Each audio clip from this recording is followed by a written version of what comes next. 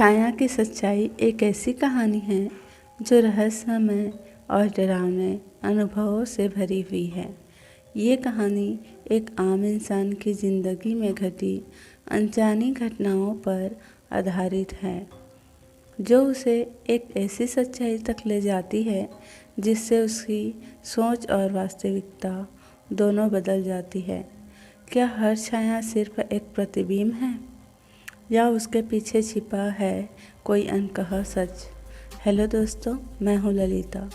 दोस्तों, एक समय की बात है, एक छोटे से गांव में एक युवक अर्जुन रहता था। वह हमेशा बड़े सपने देखता, लेकिन उसे अपनी ज़िंदगी में कुछ भी सही नहीं लग रहा था। उसे लगता कि उसकी किस्मत खराब है और भगवान ने उसके लिए कुछ भी अच्छा नहीं लिखा है। एक दिन जब वह गांव के पास के जंगल में घूम रहा था, उसने एक बूढ़े साधु को देखा।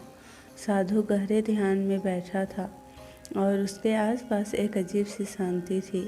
अर्जुन ने उनके पास जाकर कहा, बाबा, मेरी ज़िंदगी में कुछ भी अच्छा नहीं हो रहा है, क्या आप मेरी मदद कर सकते हैं? साधु ने अपनी आंखें खोली और मुस्कुराते हुए कहा, तुम्हें अपनी छाया की सच्चाई जाननी होगी। अर्जुन चौंक गया और पूछा, यह छाया की सच्चाई क्या है? साधु ने कहा, इस जंगल के बीच में एक पुराना खंडहर है।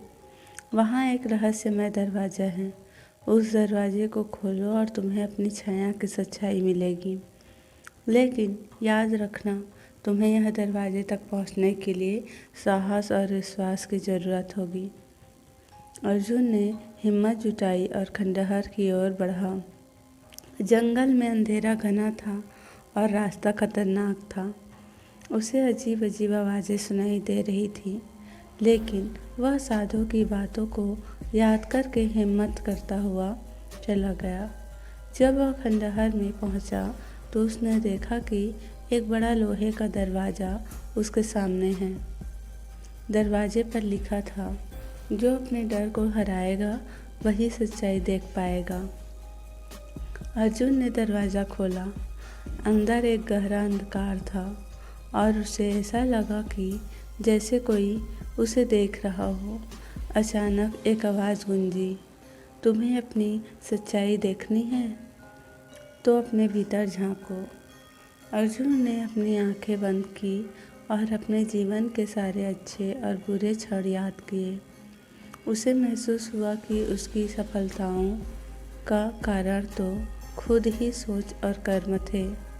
वह हमेशा परिस्थितियों को दोष देता रहा, लेकिन खुद को बदलने की कोशिश कभी नहीं की। जैसे ही उसने यह स्वीकार किया, अंधकार गायब हो गया और रोशनी से पूरा खंडहर भर गया।